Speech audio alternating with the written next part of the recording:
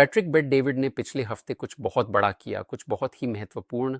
उन्होंने नाइजीरिया में ईसाइयों के नरसंहार पर एक वीडियो अपलोड किया और उस वीडियो ने सैकड़ों हजारों व्यूज बटोर लिए हैं। ये लाखों में नहीं है, लेकिन यह वाकई में बहुत मायने रखता है। जो लोग नहीं जानते उनके लिए बता दूं कि पैट्रिक बेट डेविड एक व्यवसायी हैं और बेहद सफल यूट्यूब चैनल वैल्यूटेनमेंट के होस्ट हैं। बिल्कुल, वह तो सफल होंगे ही। उनका उपनाम बेट डेविड हिब्रू में शाब्दिक रूप से डेविड का घर यानी इज़राइल के महान राजा का घर का अर्थ होता है। कोई हैरानी नहीं कि वह सफल होते हैं। पैट्रिक बेट डेविड ने कुछ बहुत महत्वपूर्ण किया, लेकिन एक चीज वह चूक गए। वह बिंदु को देख पा रहे हैं, लेकिन अभी भी उन्हें जोड़ने के लिए तैयार नहीं है। मेरा मतलब क्या है, आइए शुरुआत से शुरू करते हैं। अगर आप प्राइम टाइम न्यूज ऑन करेंगे तो शायद आप यूक्रेन में सुनेंगे। यूक्रेन का शहर डिनिप्रो। यूक्रेन पर रूस की ओर से भारी बमबारी की गई है। या फिर गाजा में क्या हो रहा है? गाजा, लेकिन गाजा में गाजा के लिए गाजा।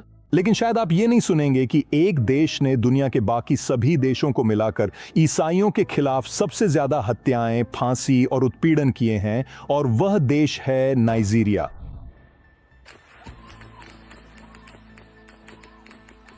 पहली बात जो वह कहते हैं, और ये बिल्कुल सच और बहुत महत्वपूर्ण है, कि मीडिया गाजा और यूक्रेन को लेकर तो जुनूनी है, लेकिन नाइजीरिया में क्या हो रहा है इस पर बात नहीं करता। फिर वह सबसे जरूरी काम करते हैं और वहां क्या हो रहा है इस पर बात करते हैं। सिर्फ इस साल 7,087 ईसाइयों की हत्या कर दी गई है। कई मामलों में उनका सिर काट दिया गया, सिर्फ इसलिए कि वे चर्च जा रहे थे। आज हम नाइजीरिया में ईसाइयों को निशाना बनाकर हो रही घटनाओं के बारे में बात करेंगे।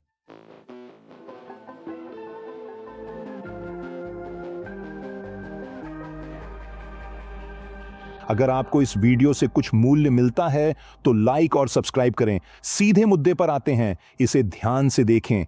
मुख्यधारा मीडिया इस बारे में बात नहीं करेगी, इसलिए इसे साझा करें। मैं आपको बताता हूं क्यों। 2009 से लेकर आज तक international society for civil liberties and rule of law के अनुसार नाइजीरिया में 1,25,000 ईसाइयों की हत्या की जा चुकी है।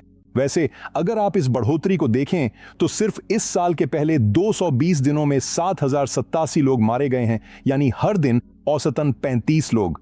7,800 लोगों का अपहरण हुआ है, वे गायब हो गए हैं, उन्हें अब तक नहीं ढूंढा जा सका है। 19,100 चर्चों को नष्ट कर दिया गया है। वैसे 10,000 स्कूलों को भी नष्ट कर दिया गया है जो बच्चों को ईसाई धर्मशास्त्र पढ़ाते थे।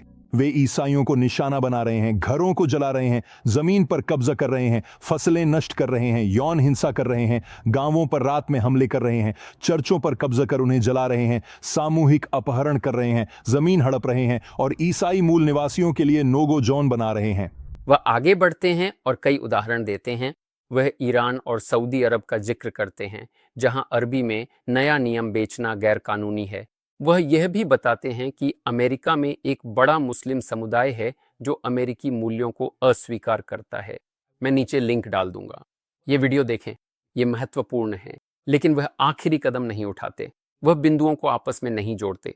नाइजीरिया, कांगो और मोजाम्बिक में चर्चों को कौन जलाता है और ईसाइयों की हत्या करता है?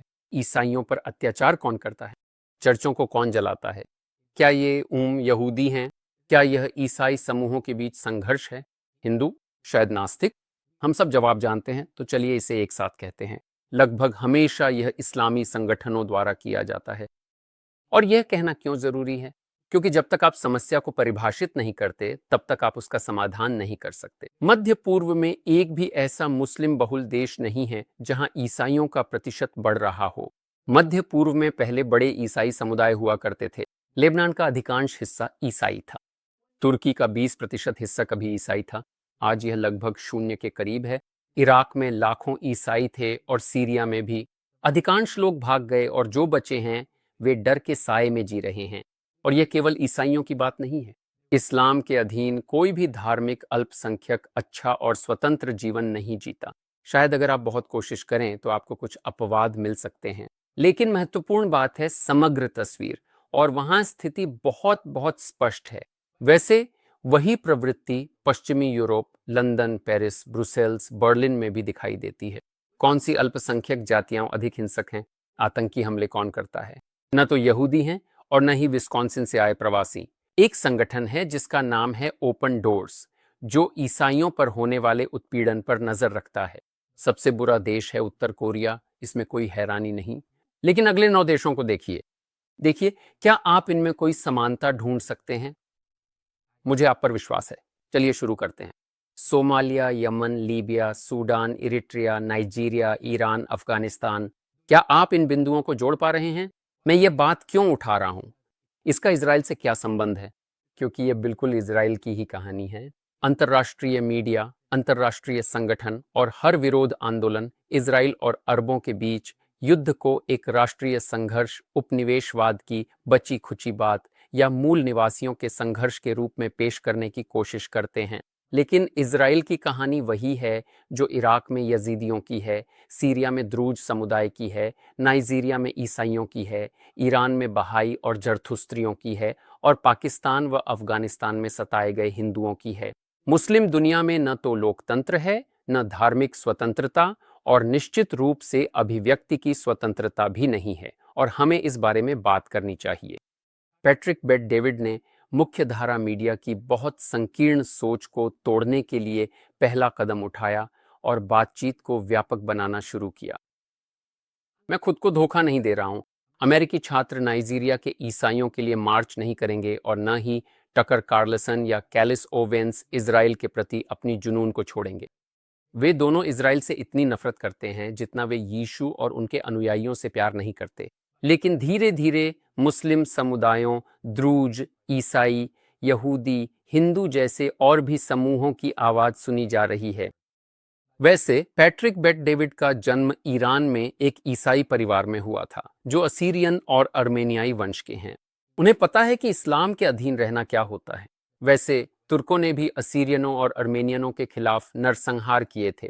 ये संयोग नहीं है कि वे इस विषय पर इतनी भावुकता से बोलते हैं। ये संयोग नहीं है कि वे यह मुद्दा उठा रहे हैं। उन्हें पता है कि मुस्लिम समाज में ईसाई अल्पसंख्यक होना क्या होता है। मित्रों, मेरी मदद करें इस वीडियो को फैलाने में।